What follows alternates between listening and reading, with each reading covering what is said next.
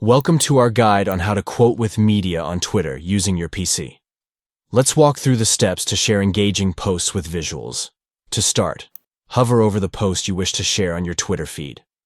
This action will reveal additional options for interacting with the post. Next, find and click the Repost button that appears when you hover over the post.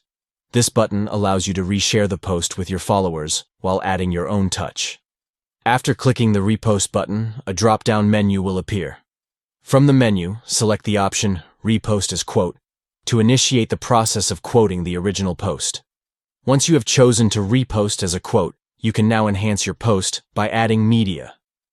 You have the option to choose between one GIF, up to 4 photos, or a video to accompany your quoted post. Finally, when you've selected and added your desired media to the quoted post, click the Repost button once again to share the visual enhanced content with your audience on Twitter. By following these steps, you can easily quote with media on Twitter using your PC, creating visually appealing and engaging posts for your followers.